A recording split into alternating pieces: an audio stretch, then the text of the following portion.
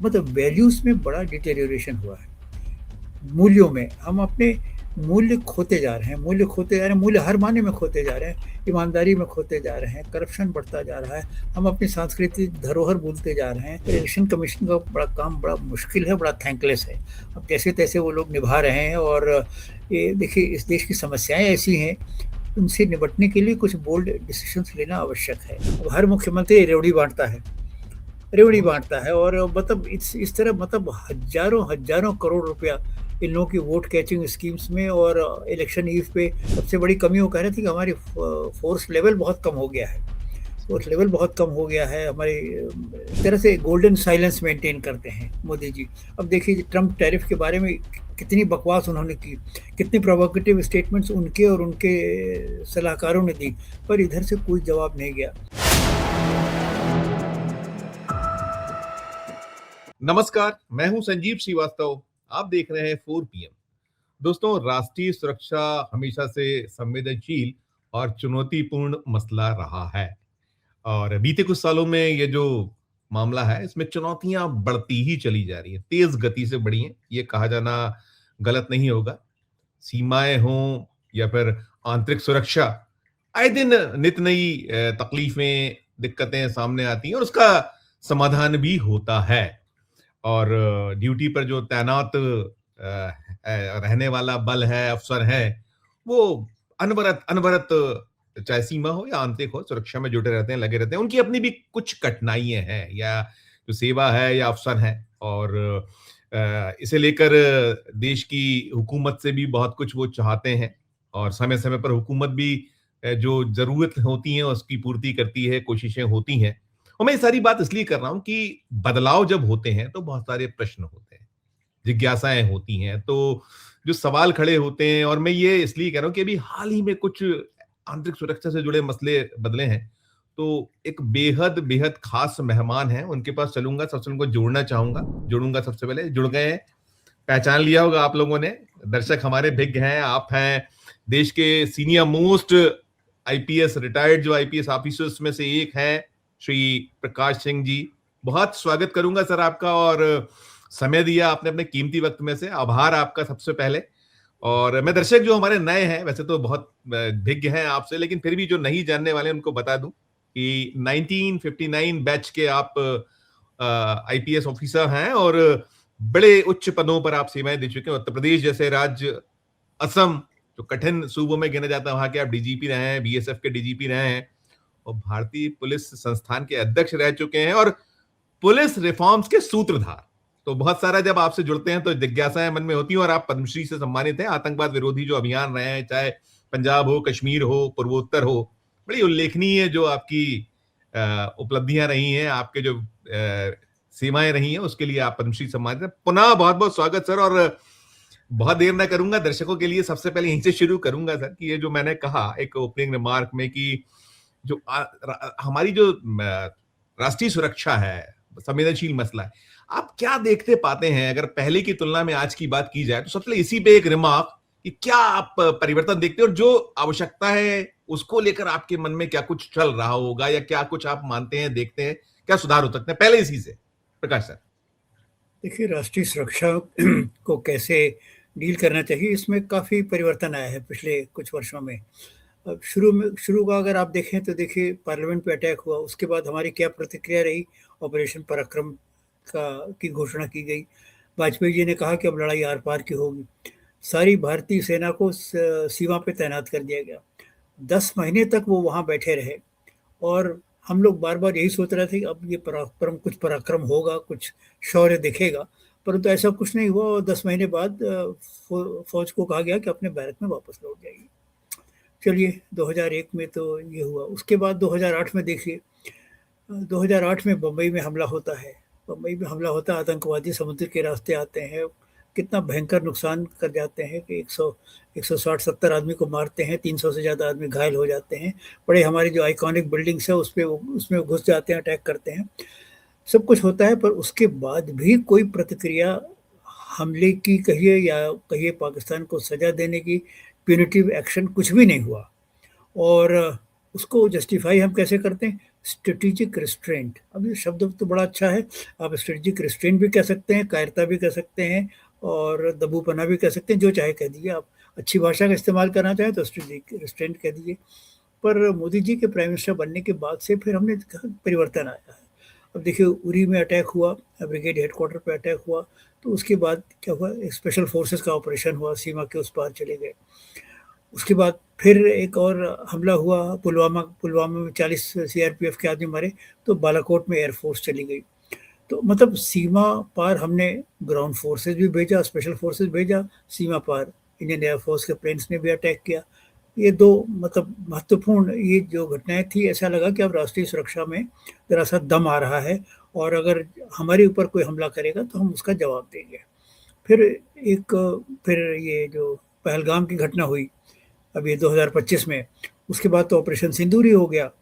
तो और उसके बाद मोदी जी ने अपनी मतलब कुछ अपनी पॉलिसी डिफाइन की। उन्होंने कहा कि every act of terror will be treated as an act of war, यानी आतंकवाद यस। की घटना को हम एक युद्ध के तौर पे लेंगे और उसका जवाब ये हो। दूसरी बात उन्होंने कही कि हम आतंकवादियों को पृथ्वी के छोर तक दौड़ाएंगे। पृथ्वी के छोर तक दौड़ाने को उनका ये मतलब था कि पाकिस्तान में चले जाने से वो ये समझे कि सुरक्षित रहेंगे, नहीं रहेंगे। पाकिस्तान में जाएं, अफगानिस्तान में जाएं, जहां भी जाएं, हम उनको मार पकड़ेंगे और सजा देंगे। फिर तीसरी बात उन्होंने कही कि टेररिज्म और उनके स्पॉन्सर्स, आतंकवाद और उनके जो प्रणेता हैं, उनमें हम कोई भेद नहीं करेंगे। मतलब हस्ब अगर लश्कर तोयबा वो कहें कि सब ये तो नॉन स्टेट एक्टर है, इसमें हम नहीं, इसके स्पॉन्सर तो आप हैं, तो यू आर एज मतलब आपकी जिम्मेदारी उतनी ही है जितनी लश्कर तोयबा की है। और आखिरी बात उन्होंने कही कि trade and dialogue cannot go together. इस तरह से उन्होंने रणनीति अपनी जो परिभाषित की। तो ये लगा कि अब हमारी जो राष्ट्रीय सुरक्षा की जो आतंकवाद से निपटने की नीति है वो और पहले से सुदृढ़ हो गई है। तो परिवर्तन तो बहुत आया है, परिवर्तन बहुत आया है। एक स्ट्रेटेजिक रिस्ट्रेंट से एकदम शुरू में अगर आप जाइए तो एकदम रिएक्शन था, रिएक्टिव पॉलिसी थी। कोई घटना हुई, उसके बाद घटने का हमने आकलन किया और कुछ उस पर रिस्पॉन्ड किया। उसके बाद स्ट्रेटेजिक रिस्ट्रेंट का पीरियड आता है और अब यूँ कहिए कि अब उसको भारत सरकार उसको प्रहार कह रही है। ऑपरेशन मतलब टेररिज्म के डॉक्ट्रिन्स को उन्होंने कोडिफाई कर दिया और उसको प्रहार के रूप में दिया। तो अब प्रहार का फेज है, जब भी कोई घटना करेंगे तो हम जवाबी प्रहार करेंगे। तो इस तरह से आतंकवाद की घटनाओं में तो बहुत फ़र्क आया है। और जहाँ तक कमी का सवाल है, सबसे बड़ी कमी देखिए जो मुझे दिख रही है वो है पुलिस फोर्स का जो आधुनिकीकरण होना चाहिए वो नहीं हो रहा है। ठीक है, पुलिस में कुछ परिवर्तन तो आया है ज़रूर, मतलब इस माने कि कैपेसिटी बिल्डिंग, आपकी कुछ जनशक्ति बढ़ गई, आपको कुछ गाड़ियाँ और मिल गई, आपको कम्युनिकेशन संचार व्यवस्था और अच्छी हो गई, फोरेंसिक लेबोरेटरीज हो गई। परंतु जो मूलभूत परिवर्तन होना चाहिए था, देखिए किसी आदमी को हार्ट अटैक हो, हार्ट का पेशेंट हो, उससे आप कहो कि भैया हम तुम्हारी मसल्स बिल्ड कर रहे हैं, हम तुम्हें चलो जिम ले चलते हैं और जरा कूदो फांदो और वेट उठाओ, ये सब करो, तो ठीक है शायद हमारी मसल्स ठीक हो जाए, पर हार्ट का इलाज तो नहीं हो रहा है। हार्ट हार्ट की तकलीफ क्या है? आपने पुलिस को देखिए, पुलिस अंडर स्टाफ्ड है, ओवरवर्कड है और पॉलिटिकल कंस्ट्रेंट्स के अंदर काम करती है। इसमें राजनीतिक दबाव और ब्यूरोक्रेसी का दबाव इतना ज़्यादा रहता है कि पुलिस रूल ऑफ लॉ इस देश में हम उसके मुताबिक नहीं काम कर पाते।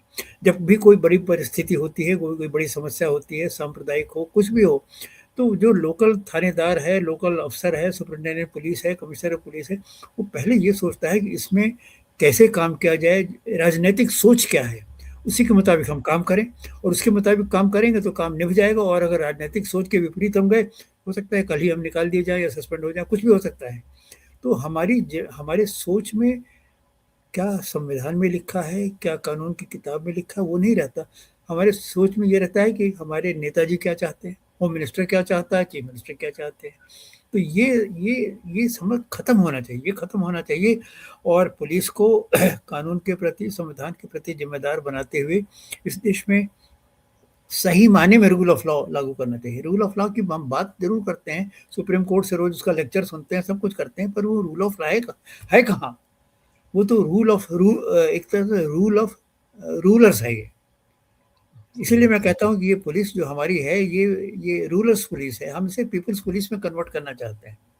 तो ये सबसे बड़ी जो दिक्कत है वो इसका बहुत ज़रूरी है। और पुलिस को अगर इसका आधुनिकीकरण नहीं हुआ, इसको मतलब प्रोफ़ेशनल पुलिस फ़ोर्स नहीं बनाया गया, तो हमारे जो विकसित भारत का जो सपना है मोदी जी का, वो भी हम कैसे पूरा कर सकेंगे, इसमें मुझे बहुत संदेह है। सर, तो मैं इसमें एक सवाल ज़रूर बनेगा, आपने जो चीज़ें कही। अभी जो युद्ध चल रहा है सर, जो ईरान, इज़राइल और अमेरिका आपस में उलझे हुए हैं, इस युद्ध में जो और हमारी विदेश नीति को लेकर बहुत सारी बातें होती। इस मोर्चे पे आप क्या सोचते हैं, क्या देखते हैं? थोड़ा-सा जो आपको लगता है कमेंट करने लायक है, वो आप कीजिएगा। मैं आपसे कहीं कोई अगर नहीं करना है, तो भी मुझे देखिए चलेगा। जी। देखिए, विदेश नीति में परफेक्शन तो नहीं है, फिर भी विदेश नीति अपनी ठीक रही है। अपनी विदेश नीति मल्टी अलाइनमेंट की है। भई हम ईरान से भी हमारी दोस्ती है, अमेरिका से भी दोस्ती है, रूस से भी दोस्ती है, हमारी किसी से लड़ाई नहीं है। और पहले ये होता था कि जब भी कोई घटना हुई तो हम उस पे एक मोरल हाई ग्राउंड से कोई न कोई बयान दे देते थे। उस बयान देने से कोई फ़ायदा है या नहीं, ये हम नहीं देखते थे। अब देखिए, अब जो सोच है, मैं समझता हूँ समय के साथ ये लोग भी परिपक्व हो गए हैं या ज़्यादा मैच्योर हो गए हैं। तो अब ये सोचते हैं भई हमारे कहने से कुछ लाभ हो तो हम बोलें। वही और उतना ही बोलें जितना लोगों को हज़म हो जाए, और जिससे स्थिति बजाय हमारे भी विपरीत हो जाए, हम भी एडवर्सरी हो जाएँ। इससे अच्छा कोई ऐसी बात कहें जिससे समस्या में समाधान में सहूलियत मिले। तो अब इस समय बड़ा एक तरह से गोल्डन साइलेंस मेंटेन करते हैं मोदी जी। अब देखिए ट्रम्प टैरिफ के बारे में कितनी बकवास उन्होंने की, कितनी प्रोवोकेटिव स्टेटमेंट्स उनके और उनके सलाहकारों ने दी, पर इधर से कोई जवाब नहीं गया। ऐसे मौके में मैं समझता हूँ साइलेंस इज़ गोल्डन, और वही नीति सरकार चला रही है। अब उसमें छोटी-मोटी बातें इधर-उधर, अब ये तो मैंने कहा ना, फॉरेन पॉलिसी में भी परफेक्शन नहीं है। अब एक्सटर्नल अफेयर्स मिनिस्टर ने अभी कल वो एक स्टे ऐसे तो बहुत अच्छे बयान देते हैं, मैं उनके बयान की तारीफ़ करूँगा। इतने अच्छे बयान इनके मतलब मोदी जी के मंत्रिमंडल में वो सबसे परिपक्व हैं बोलने में। पर वो दोनों दलाल शब्द क्यों इस्तेमाल कर दिया, मेरे अभी तक मेरे नहीं समझ में आया। बोले ठीक है भई, वो तो दे आर ट्राइंग टू, आपको होता तो आप कहते आप पीसमेकर हैं, आपको नहीं मिला तो आप उनको दलाल क्यों कह रहे हैं? तो कभी-कभी कुछ गलतियाँ हो जाती हैं। अब मतलब शोक प्रकट करने में खमेनेई मर गए तो शोक प्रकट करने में थोड़ा तत्काल हो जाता तो ज़्यादा अच्छा रहता। तो परफेक्ट तो नहीं है, पर फिर भी बहुत अच्छी विदेश नीति चल रही है, और उससे हम मतलब किसी से मतलब हमारे एडवर्स रिलेशंस नहीं है। सर, आंतरिक सुरक्षा को लेकर क्या आपका विचार है? आंतरिक सुरक्षा अब ज़्यादा कठिन, जटिल हो गया है, लगता है सीमा तो स्पष्ट है कि ये दुश्मन आ रहा है, लेकिन इंटरनल जो हमारी है, उसपे क्या आप देख पा रहे हैं? उसको लेकर एक कमेंट सर। देखिए, आंतरिक सुरक्षा में मैं समझता हूँ क्या होना चाहिए? क्या हो सकता है? आप इतने जितनी हाँ, दीर्घ नहीं, अनुभव आप रखते हैं, आपने बहुत सुधार किए हैं, तो क्या अभी लगता है आपको? ये तत्काल तौर पे आंतरिक अपनाएँ सुरक्षा तो क्या? में देखिए, जितनी दूरदर्शिता दिखानी चाहिए उतनी नहीं दिखाई जा रही है, मुझे ये लगता है। और इसीलिए देखिए अभी 2 देखिए समस्याएँ तो हमें ये देखना चाहिए कि हम नई समस्याएँ ना खड़ी करें। दुर्भाग्य से इधर पिछले मतलब 2 साल में हमने 2 नई समस्याएँ खड़ी कर ली जो पहले नहीं थी। मणिपुर की समस्या, वैसे मणिपुर में ठीक है, थोड़ा बहुत विद्रोह की बात थी, और वहाँ अपना कुछ लोग मणिपुर में अलगाववादी मानसिकता से ग्रस्त हैं। वो सब बात तो चल रही थी, पर वो सब काफ़ी मतलब लो लेवल पे थी और कंट्रोल में थी। कोई ऐसा, पर मणिपुर में स्थिति जो अभी बिगड़ी है, ये मतलब मैं समझता हूँ इसका जो तात्कालिक उपाय या उपचार होना चाहिए तो वो नहीं किया गया। और वहाँ पे पता नहीं किसने एडवाइस, मैं तो समझता हूँ जिसने भी एडवाइस किया हो, इंटेलिजेंस ब्यूरो ने एडवाइस किया हो, होम मिनिस्ट्री ने एडवाइस किया हो, प्राइम मिनिस्टर वहाँ नहीं गए, इस वजह से स्थिति और बिगड़ती गई। अब अमित शाह जी तो गए, पर उनसे बात तो उतनी बन नहीं पाई। और मणिपुर के जितने प्रमुख लोग थे और उनकी बातें मैंने सुनी, तो सब लोग एक ही बात कहते थे कि आखिर प्राइम मिनिस्टर यहाँ क्यों नहीं आते, सारी दुनिया घूम रहे हैं, मणिपुर ही क्यों नहीं आते हैं। तो बहुत दिनों तक जो नहीं जाना उनका काउंटर प्रोडक्टिव हुआ, एंड मैं यही कहूँगा कि ही वॉज इल एडवाइज्ड। मतलब किसी ने उनको सलाह दे रखी थी, उनके सलाहकार में। अब वो कौन था मैं नहीं कह सकता, इंटेलिजेंस ब्यूरो रहा हो, होम मिनिस्ट्री रही हो, एनएसए रही हो, नेशनल सिक्योरिटी काउंसिल रही हो, कौन रहा हो मुझे नहीं मालूम। पर जिसने भी एडवाइस दिया, मैं समझता हूँ उसने राष्ट्रहित में काम नहीं किया और मोदी जी को गलत सलाह दिया। एक तो वहाँ की स्थिति बिगड़ी, फिर लद्दाख की स्थिति बिगड़ गई। लद्दाख तो एकदम शांत प्रांत था, और वांगचुक को जहाँ तक मैं जानता हूँ मतलब बड़े शांत प्रिय आदमी था। खुले आसमान में बर्फ के नीचे वो, मतलब जब सब लोग, हम लोग तो यहाँ के जाड़े में लिहाफ में लिपटे रहते हैं, वो लद्दाख के ठंड ठंड में, और वो खुले आम, उसने 50 से 54 दिन कितने दिन का फास्ट किया था। आज किया है। तो आदमी मतलब कोई हिंसात्मक प्रवृत्ति का आदमी नहीं है। उसके बारे में जो कुछ कहा जा रहा है मुझको उस पर विश्वास नहीं होता। देखिए, पुलिस को अगर आप कह दीजिए तो हर तरह का बयान बना देगी, हर तरह का चार्जशीट बना देगी। वही मतलब पुलिस का जो है ना, हम जो ऊपर वालों को खुश करने के लिए जो काम करते हैं ना, उससे मतलब आंतरिक सुरक्षा और खराब हो जाती है। तो यहाँ भी पुलिस ने पता नहीं क्या रवैया अपनाया और क्या रिपोर्टें लिख दी, और उसके खिलाफ यूएपीए का एक्ट भी लगा दिया। वो भी मतलब लद्दाख के लोगों को भी हम एंटागोनाइज कर दिए उनको, मतलब वो तो बेचारे इतने शांतप्रिय थे, हमेशा देशभक्त, हमेशा से देशभक्त रहे हैं। तो जिस संवेदन की आवश्यकता है उसमें उसमें हमें थोड़ा कमी दिखती है समस्याओं को डील करने में, या जो दूरदर्शिता चाहिए या जो गहन है उसका जानकारी चाहिए। और उसका एक कारण और भी है कि मतलब होम मिनिस्ट्री में इस समय जो लोग बैठे हैं, पता नहीं अब होम मिनिस्ट्री और एनएसए में कितना तालमेल है मुझे नहीं मालूम, क्योंकि एनएसए तो फिर भी काफ़ी जानकार आदमी है, तजर्बेकार आदमी है। पर कहीं कुछ गड़बड़ ज़रूर है, जिसकी वजह से ये समस्याएँ इधर कुछ खराब हो रही हैं। फिर देखिए, कश्मीर को स्टेटहुड देने में विलंब हो रहा है। भई देखो, जो काम आपको करना है, और कोई चीज़ किसी को देना है तो ग्रेसफुली दे दो।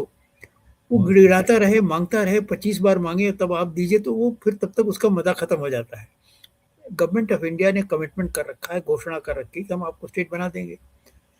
फिर क्यों इतना विलंब हो रहा है भाई? किस किस साइड का कौन से शुभ घड़ी का इंतजार हो रहा है, मेरे नहीं समझ में आता।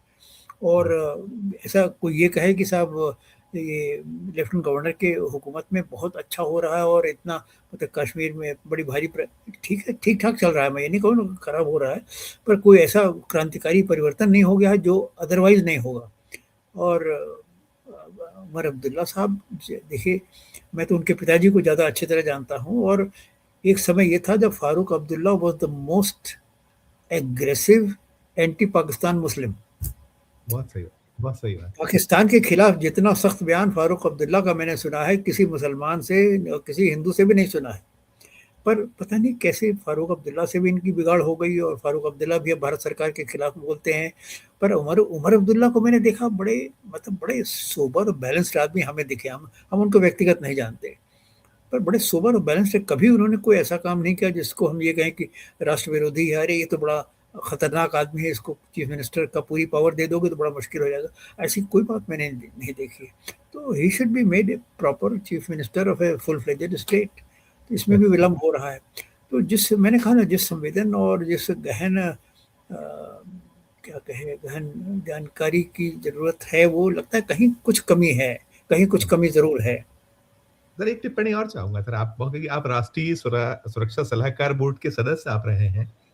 ये जो सेना में भर्ती वाली बात है बहुत उठा है, वो हमें किस मतलब उसको कैसे देखिएगा उस पे, क्योंकि आपका विचार आना चाहिए। मुझे लगता है आप इतना दीर्घ अनुभव वाले, और आपने जो, मैं बार बार कहूंगा कि आपने जो रिफॉर्म्स किए हैं, ठीक है, ये आपने अलग आपकी सीमाएं थी, लेकिन यहाँ इस लेवल पे कैसे देखते हैं कि सेना में भर्तियों में जो एक अलग इस सरकार में हुई।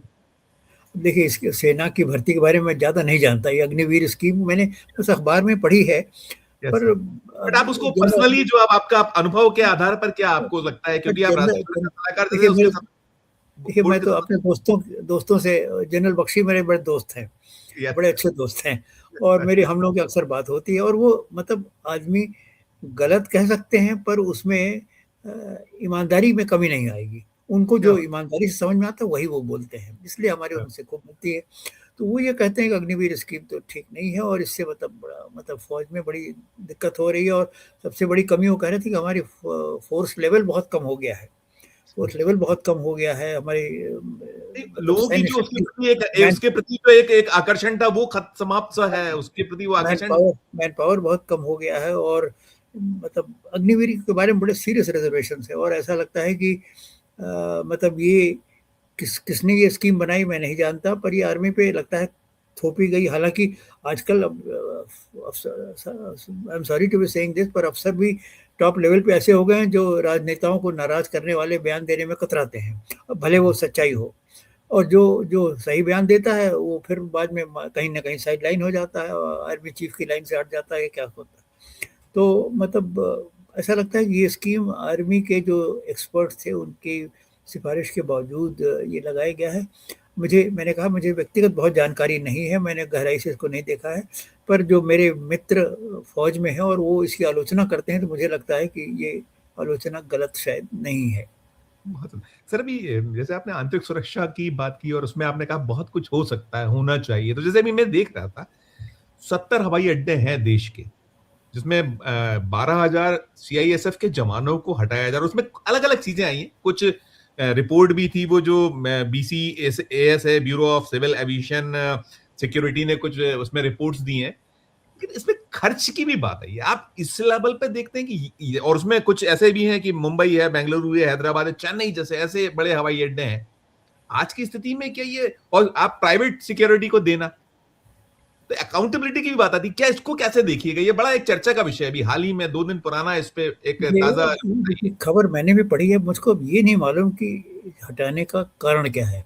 मतलब कारण 2 हो सकते हैं, एक तो आर्थिक हो सकता है, एक प्रशासनिक हो सकता है। यस, आर्थिक इस माने में कि जो एयरपोर्ट अथॉरिटी है उनको सीआईएसएफ का भुगतान करना पड़ता होगा कि जितने आदमी लगे हैं, उनकी इतनी तनख्वाह है, उनका रोज़ाने का भत्ता ये हुआ, फलाना-फलाना। वो हो सकता है कि उनके बजट में बहुत ज़्यादा भारी पड़ रहा हो और उतनी ही सुरक्षा कम से कम जनशक्ति के बारे में मतलब क्वालिटी में नहीं पर कम से कम संख्या में उतनी शक्ति वो प्राइवेट ले सकते हैं। अगर ये कारण है तो मैं समझता हूँ फिर वो कारण तो ज़्यादा मुनासिब नहीं है। और खर्चे को देखिए, हमारे पास पैसे की तो कमी नहीं है। पैसे की कमी बिल्कुल इस देश में नहीं है। पैसे की बर्बादी जो है वो अगर हम रोक दें तो हमारा तो खजाना इतना भरा रहेगा कि कुछ उसकी हिसाब नहीं। अब हर मुख्यमंत्री रेवड़ी बाँटता है। रेवड़ी बहुत बाँटता है और मतलब इस तरह मतलब हज़ारों करोड़ रुपया इन लोगों की वोट कैचिंग स्कीम्स में और इलेक्शन ईव पे ये हम अब देखिए अभी तमिलनाडु में मैंने शायद पढ़ा कि फ्रिज सबको फ्रिज देंगे। मतलब सोचिए ज़रा, ये मतलब वोटर को घूस देना नहीं है बिजली तो क्या? बिजली मुफ्त है। जो आपके कैश बेनिफिट बिजली मुफ्त स्कीम्स है। है बहुत सारी, सीधे खाते में राइट। जाना। लाखों, जैसे बहुत सारे राज्य, हमारे ही मध्य प्रदेश जो है, हमारे मध्य प्रदेश में बजट से ज्यादा कर्ज है हमारे हाँ, अब। तो ज़्यादातर स्टेट्स इस समय बड़े कर्ज़े में जा रहे हैं। बहुत मतलब उनकी आर्थिक स्थिति अच्छी देश नहीं पर है। 225 लाख करोड़ प्लस का कर्जा है देश पर इस हाँ, वक्त। तो अब ये स्थिति अच्छी नहीं है। पैसे की वास्तव में कमी नहीं है, पैसे की जो कमी हो रही वो आर्टिफ़िशियल है, क्योंकि हमारी योजनाएँ ऐसी वेस्टफुल हैं, केवल वोट कैचिंग है और उनसे अच्छा आदमियों का हम चरित्र गिरा रहे हैं। भई आप मुफ्तखोर बना रहे हैं आदमियों को। एक चाइनीज़ कहावत है कि भई किसी आदमी को जो भूखा हो उसको मछली मत दीजिए, उसको मछली पकड़ना सिखाइए। आप क्या मछली बात आज दे के चले जाएँगे, उसके बाद फिर कल वो फिर भूखा हो जाएगा। उसको मछली पकड़ना सिखाइए। तो हमें हमारे पास जो आदमी हो उनको हम कुछ स्किल डेवलपमेंट करें, उनको रोज़गार दें, उनके एम्प्लॉयमेंट की बात सोचें बजाय इनके इनको मुफ्तखोर बनाएँ। तो सारा देश में सारे वोटर्स मुफ्तखोर हो गए हैं। मुफ्तखोर हो गए हैं और जहाँ इलेक्शन आता है बस हर हर लोग यही सोचते हैं कि हमें कहाँ कहाँ शराब मिलेगी, कहाँ खाने को मिलेगा, कहाँ पैसा मिलेगा, कहाँ घूस मिलेगी और कितने गाड़ियाँ पकड़ी जाती हैं। मालूम होता है किसी में 40 लाख था, किसी में 2 करोड़ रुपया था। ये रुपया लेके लोग घूमते रहते हैं, लुटाते रहते हैं। तो ये सरकार वास्तव में पैसे की कमी है नहीं, पर अब ये पैसे की कमी कृत्रिम हो जाती है क्योंकि हमारी प्राथमिकताएं विकृत हो गई हैं। मैं 2-3 सवाल में खत्म करूंगा, 2 या 3 सवाल में। एक तो सर, अखिल भारतीय सेवा वर्सेस अदर सेवाओं में बहुत ठनी रहती है और होता रहता है। आपने तो बहुत जगह सेवाएं दी, आप बीएसएफ जैसे उसके डीजी रहे हैं आप। अभी एक बिल आया है संसद में बीते मंडे को, जो उसके बाद आईपीएस वर्सेस सीएपीएफ बिल ही, उसका जो बिल का नाम ही वो है, इसी तरीके का बिल है वो, जो B, B, B, CAPF bill पेश हुआ है और इसमें कुछ सुधार हैं, सेवाओं में सुधार के। लेकिन इसे ठन गई है सर, क्योंकि आप दोनों को कोऑर्डिनेट करते रहें। तो इसको कैसे लीजिएगा, कैसे देखिए, इस पे क्या कुछ हो सकता है? ये जो क्या कुछ समझाने में दिक्कत हो रही है या कुछ समझने में भूल हो रही है, कैसे इसको देखिएगा? एक छोटा सा इसको। ये देखिए, ये सेंट्रल आर्म पुलिस फोर्सेस में बहुत दिनों से कार्डर ऑफिसर्स जो हैं वो एक तरह का अभियान चला रहे हैं कि उनको प्रमोशन की अपॉर्चुनिटीज़ और दी जानी चाहिए। देखिए, उनकी उनकी जो महत्वाकांक्षा है वो भी अपनी जगह सही है, पर ये है कि लीडरशिप रोल में जब बात आ जाती है तो उसके बारे में बहुत सारी लोगों की अलग-अलग राय है और उसके बारे में वो समझते हैं कि अगर आईपीएस की लीडरशिप यहाँ नहीं रहेगी तो जो इंटर स्टेट कोऑर्डिनेशन है या स्टेट टू स्टेट कोऑर्डिनेशन है या ऑल इंडिया लेवल पे जो उसकी हैंडलिंग है उसमें दिक्कत आ सकती है। अब ये बात कहाँ तक सही है इस पे तो बड़ा डिस्कशन हो सकता है। इसमें सुप्रीम कोर्ट ने जो आदेश दिया था उसका अब एक तरह से उसको ओवरराइड करते हुए ये बिल बनाया गया है। अ, मैं सोचता हूँ कि इसमें सरकार को थोड़ा-सा और मतलब लिबरल संवेदनशीलता लिबरल के लिबरल होना चाहिए, लिबरल होना चाहिए। नहीं, थोड़ा और जी। शीलता दिखाते हुए कोई एक ऐसा रास्ता निकालना चाहिए था कि जिसमें से cadre ऑफिसर्स को ये लगे कि उनको भी उनके लिए भी ओपनिंग हो रही हैं, टॉप लेवल पे ओपनिंग हो रही है और दूसरी तरफ आईपीएस अधिकारियों को भी लगे कि ठीक है, कुछ ऐसे गलत नहीं हो रहा है। अब जैसे मैं बार-बार कहता हूँ होम सेक्रेटरी से एक बार मुझे मेरी इसी विषय पे मतलब होम सेक्रेटरी भी थे, डायरेक्टर इंटेलिजेंस भी थे। मैंने कहा देखिए आप जिस तरह से हेड्स ऑफ सीएपीएफ अपॉइंट कर रहे हैं, वो सही नहीं है। सही नहीं है। आप किसी आदमी को जो जिसने 30 साल से वर्दी नहीं पहनी है, उसको आप एकदम से क्योंकि आप उसको आईबी में नहीं प्रमोट कर पाए, तो आपने उनको head of central industrial security force बना दिया या कहीं आईटीबीपी में बना दिया। मैंने कहा कि देखिए वो आदमी जब कुर्सी पे बैठ जाएगा तो डिसिप्लिन फोर्सेस तो सलाम तो उसको करेंगे ही करेंगे। उसका हुक्म तो मानेंगे ही मानेंगे। पर उसका अगर आप दिल टटोलिएगा तो वो यही कहेगा ये आदमी कहाँ से आ गया? इसने कभी तो 30 साल से वर्दी ही नहीं पहनी, ये आज हमारी कमांड कैसे करेगा? हमारी फ़ोर्स की वर्किंग के बारे में नहीं जानता। तो कुछ ऐसे मापदंड बनाइए कि जो जिससे कि आईपीएस अधिकारी भी जो सोचते हैं मैं सीधे डीजी बन जाऊँ वो गलत है। आपने अगर सेक्टर कुछ माप क्राइटेरिया ऐसा हो जाए कि आपने डीआईजी लेवल पे काम किया हो, आईजी लेवल पे काम किया हो, उसके बाद आप इसके लिए उपयुक्त समझे जाएँ। तो अगर वो डीआईजी, आईजी लेवल पे नहीं काम करते हैं तो फिर ठीक है आप अपना स्टेट में बैठे रहिए। और इसमें ये भी निकला दूसरी सर, बात इसमें ये भी निकला है, लोग कहते हैं कि जैसे मैं सुन रहा था बीएसएफ के एक रिटायर्ड एडीजी साहब को सुन रहा था, उनका इसी पे विचार आ रहे थे, इसी बिल पे, तो वो कह रहे थे कि टाइम काटने के लिए लोग आते हैं और जो हमारी वहाँ जो कह लीजिए कि एक विजन जो लॉन्ग टर्म होता है वो नहीं वो निकाल पाते, अनुकूल पॉलिसियां नहीं हो पाती और कई बार सुरक्षा भी हमारी कॉम्प्रोमाइज होती है राष्ट्रीय। इसको कुछ लगता है आपको? आप कह रहे हैं उसी से मैं आगे बढ़कर एक और लाइन जोड़ रहा था कि कुछ आप देखिए, जो जो अधिकारी जाते हैं उसमें बहुत से ऐसे होते हैं जो टाइम काटते हैं, जो फ्रंटियर्स में सेवा नहीं करना चाहते। 1 साल किया फ्रंटियर में बस हमें दिल्ली वापस बुला लीजिए। इस तरह की मानसिकता वाले लोग हो गए हैं मतलब अब क्या कहा जाए।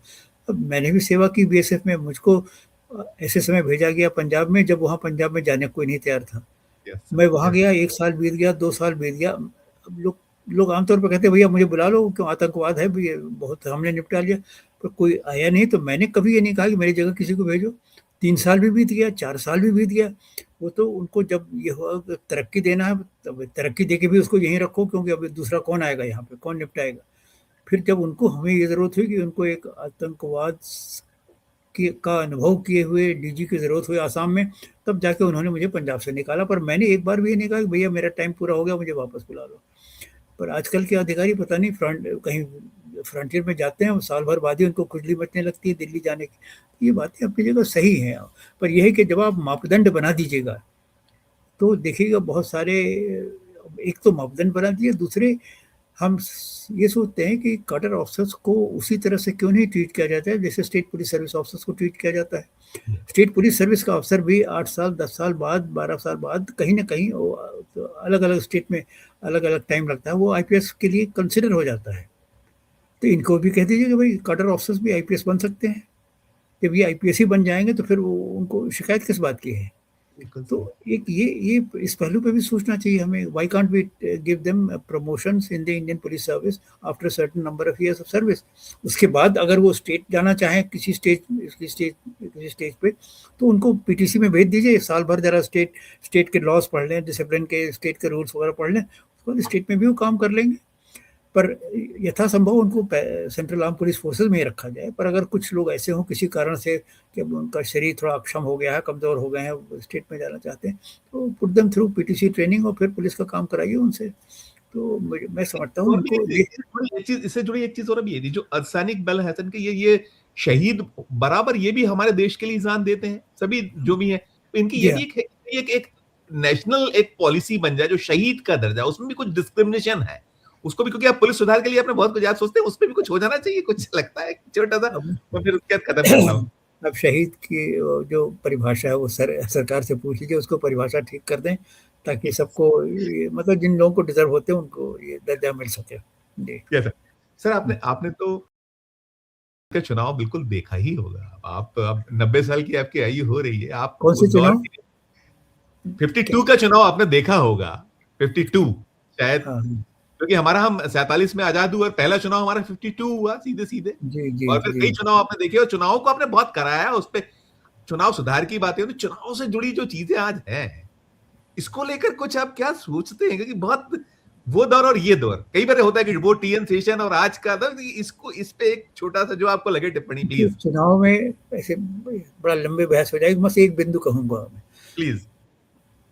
कोई ना कोई ऐसा तरीका निकालना चाहिए कि जिस आदमी की आपराधिक पृष्ठभूमि है, जिसके चुनाव खिलाफ जो सब निष्पक्ष और उसमें ही बोलेगा निष्पक्ष, स्वतंत्र, एक जो भी आपको लगे उसको लेकर तो अब ये बोलिए आप, ये तो है ही जो आप बोल रहे हैं, ये प्लीज़। जो क्रिमिनल्स हैं, जो असेंबली में और पार्लियामेंट में घुसते जा रहे हैं, इनका रास्ता बंद करना चाहिए। जैसे भी हो, इलेक्शन कमीशन भी इसमें दिमाग लगाता है, उनको नहीं समझ में आता, कहते हैं सब रिटायर होने के बाद ही ये सुझाव देते हैं लोग, इलेक्शन कमिश्नर लोग। सुप्रीम कोर्ट कहती है हमारा मैंडेट नहीं है, और पार्लियामेंट तो इस पर लॉ बनाएगी ही नहीं बनाएगी, क्योंकि वो तो सब बैठे हुए हैं वहीं पे, वही लोग। मतलब वो तो अगर जो कानून बनाइएगा तो उससे तो सब 40% उसमें से बाहर निकाल दिए जाएंगे, तो अपनी आत्महत्या का बिल कभी नहीं पास करेंगे वो। तो ये बड़ा मुश्किल है, इसमें इसमें जन पब्लिक ओपिनियन और पब्लिक प्रेशर एक दिन आना पड़ेगा और इलेक्शन पार्लियामेंट से कमीशन ऑफ रहना इंडिया पड़ेगा के रोल, जिसमें। इलेक्शन कमीशन ऑफ इंडिया का जो रोल अब हो गया, उसको कुछ आप कैसे, उसको कैसे डिस्क्राइब कीजिएगा? अगर जो हम तुलना करने लगे हैं आजकल, होने लगी है बार-बार, लोग कहते हैं क्या, थोड़ा-सा, अगर उचित समझे तो आप 1 आध 2 लाइन अगर आपको लगे तो? क्या इलेक्शन कमीशन के बारे में क्या? इलेक्शन कमीशन ऑफ इंडिया जो उसके उसका जो रोल होता था, उसपे भी आपके कुछ लगता है आपको कि जो, क्योंकि डिटोरिएशन तो सब जगह हो रहा है। देखिए, इंस्टीट्यूशनल डिके तो सभी जगह हो रहा है, और इलेक्शन कमीशन में भी है। पर इलेक्शन कमीशन का बड़ा काम बड़ा मुश्किल है, बड़ा थैंकलेस है। अब जैसे-तैसे वो लोग निभा रहे हैं, और ये देखिए, इस देश की समस्याएँ ऐसी हैं, उनसे निपटने के लिए कुछ बोल्ड डिसीजंस लेना आवश्यक है। और ये इलेक्टोरल रोल्स में कितने आदमी घुसपैठिए हैं, कितने आदमी मतलब जिनको सिटीज़नशिप नहीं मिलनी चाहिए थी, वो भी घुस गए हैं। इसका स्क्रूटनी होना तो बहुत ज़रूरी है। अब स्क्रूटनी कैसे हो, कब हो, ये एक अलग विषय है, और ऐसे ढंग से हो कि लोगों को उसकी निष्पक्षता में विश्वास हो। पर उसकी स्क्रूटनी बहुत ज़रूरी है। हमारे ये जो इन्फिल्ट्रेटर्स हैं, जो अवैध इलीगल इमिग्रेंट्स हैं, ये जो मतलब देखिए, गॉडबोले कमेटी की रिपोर्ट मतलब 2001 में एक आई थी इलीगल इमिग्रेंट्स के बारे में। 2001 में उन्होंने लिखा था, जहाँ तक मुझे याद है, कि 2 करोड़ बांग्लादेशी इस समय हैं। ये ऑफिशियल फिगर उन पर सरकार ने वो रिपोर्ट, भारत सरकार की इतनी ज़्यादा आलोचनात्मक थी। और ये नहीं कि किसी एक पार्टी की सरकार, उन्होंने क्या एनडीए की सरकार हो, क्या यूपीए की सरकार हो, सबने इस विषय में शिथिलता दिखाई है। गडबोले साहब ने बिल्कुल साफ-साफ लिख दिया, और उन्होंने संख्या भी दी कि इतने आदमी अभी तक आ चुके हैं, 25,000 है उनका, तो हर महीने आ रहा है। तो ये इन लोगों का चिन्हित होना बहुत ज़रूरी है, और इन लोगों को डिपोर्ट करना बहुत ज़रूरी है। ये हमारे इलेक्टोरल लिस्ट में तो खैर इनका होना ही नहीं चाहिए। बिल्कुल सर, बहुत क्षमा चाहता हूँ, ये अभी ये जो चल रहा है ऐसा ही, ऐसे संतोष नहीं। बहरहाल मैं अंतिम सवाल पूछूंगा आपसे, आप जो यूथ है जो आ रहे हैं इस सेवा में, उनके लिए क्या संदेश होगा आपको? क्योंकि आपके पास जो इतना अनुभव, आप उन लोगों के लिए एक आइकॉनिक है, तो क्या आप कहिएगा अंत में कि ये जो आने वाले लोग, और आपने बहुत सारी चीजें कही कि वो जो पॉलिटिकल कहीं दबाव है, वो इससे कैसे निकले, क्योंकि आपके पास भी बहुत आपके समाज चाहते होंगे, आपने भी अपने दौर में बहुत झेला होगा और फिर निकल गए होंगे। क्या कुछ 2-3 टिप्स छोटी छोटी आपको लगे तो दीजिएगा प्लीज। देखिए, आज के समय जो सबसे बड़ी जो तकलीफ़देह बात है, नहीं, हम लोगों ने भी पुलिस की नौकरी की, अब लोग कहते हैं साहब 50 साल पुरानी है और नौकरी, और आप आज की नौकरी में ये बताइए।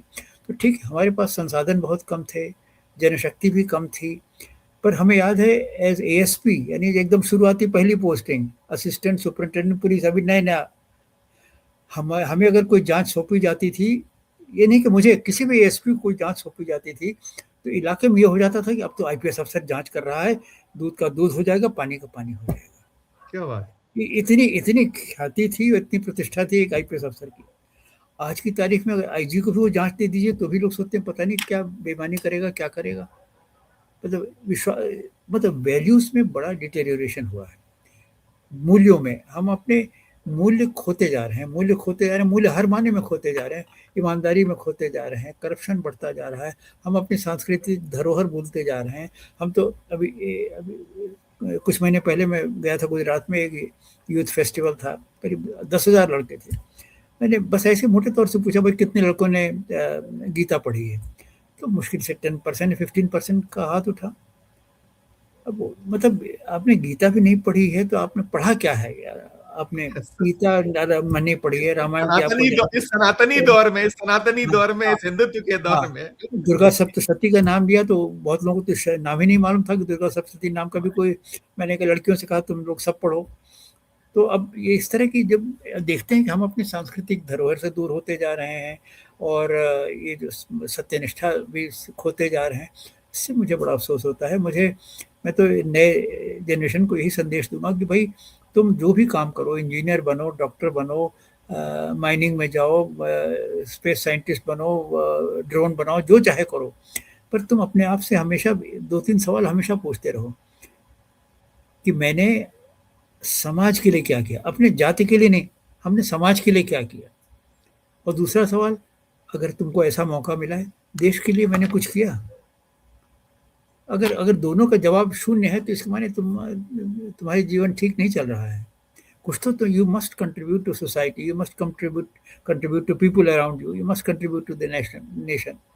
बल्कि मैं कहूँ पुलिस में मेरा मन तभी लगा जब मुझे ये लगने लगा कि police is a very powerful instrument of social service. शुरू में तो मैं पुलिस में से इस्तीफा देने के मूड में था 7-8 साल तक। फिर जब मुझे लगा नहीं, अब तुम जिले के एसपी हो गए हो, ये 16 लाख की आबादी है, इनके जीवन को तुम और सुखी बनाने का माध्यम बन सकते हो। तुम्हारे पास कौन आता है जो तकलीफ में है?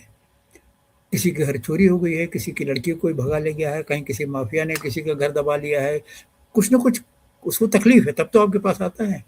आप उसकी तकलीफ दूर करिए, देखिए उसका आशीर्वाद आपको मिलेगा। और ये इससे अच्छी समाज सेवा आपके पास और कैसे हो सकती है? निहत्थे केवल समाज सेवी तो बेचारा खाली इधर दौड़ेगा उधर दौड़ेगा, पर आपके पास तो ताकत है। उस ताकत से that's why it is a powerful instrument of social service. बहुत सारे हैं, but it is the most powerful instrument of social service if you want to do. इस भावना से काम करो, ईमानदारी से काम करो। और मैं तो कहता हूँ भाई सरकार बहुत पैसे देती है। जो लोग ये कहते हैं कि सरकार के पैसे में हमारे जीविका नहीं चलती, वो सरासर झूठ बोलते हैं। मैं इतना ही कहूँगा। ये अब इसका विस्तार से क्या कहूँ। हम लोगों ने नौकरी शुरू की 350 रुपये से, रिटायर हो गया मैं जो भारत सरकार की हाईएस्ट पे स्केल से रिटायर हुआ 8,000 रुपये से। न मुझे 350 रुपये कम लगा, न मुझे 8,000 रुपये कम लगा। तो ये सब सोचना कि हमारा गुजारा कैसे होगा भाई। सारा कुछ जी प्लीज कंप्लीट जी करिए बस यही मेरा संदेश है। मतलब सच्चाई से, ईमानदारी से काम करो और समाज सेवा की भावना से और देश सेवा की भावना से। नहीं बिल्कुल, आपने सारा कुछ, आपने उसमें सब कुछ निचोड़ पूरा आपने निकाल के दी कैसे हो सकती है। ये बहुत अच्छा माध्यम है। अगर आप चाहो तो कोई भी क्षेत्र हो, केवल वो आपने जो 2 चीजें कही कि देश के लिए और समाज के, समाज में जाती नहीं। तो मैं आपसे यही 4 PM यही कहेगा कि आप 100 साल से भी ज्यादा, भी 90 के हैं, आप 125 साल जिए और इतनी स्वस्थ रहें और ऐसे ही हमारे देश के लिए, प्रदेश के लिए, आम जन के लिए सोचते रहें और हम लोगों को एक मार्गदर्शन देते रहें। बहुत शुक्रिया, बहुत आभार, धन्यवाद, बहुत सारा समय देते। Thank you. दोस्तों आप सुन रहे थे, ये थे श्री प्रकाश सिंह जी, जो 1959 बैच के IPS, 90 वर्ष की आयु। आपने उन्हें देखा, सुना और बिंदास सुना, और ऐसे देश भर में घूमते हैं। जैसे उन्होंने बताया गुजरात गए थे, उसमें सारी चीजें उन्होंने निहित कर दी कि आपके पास जो ताकत है उस ताकत को समझिए और क्या कुछ दे सकते हैं उस पे आइए और छोड़ दीजिए कि हमें देश क्या दे। पूरी चर्चा को सुनने के बाद आपकी अपनी जो राय हो, आपकी अपनी जो टिप्पणी हो, इस वीडियो के कमेंट बॉक्स में कीजिएगा। और अच्छी लगे चर्चा तो चैनल को लाइक कीजिए, सब्सक्राइब कीजिए, ज्वाइन का बटन दबाइएगा तो हमारी हौसला अफजाई होगी। प्यार और समय रखकर देखते रहिए 4 PM। धन्यवाद, नमस्कार।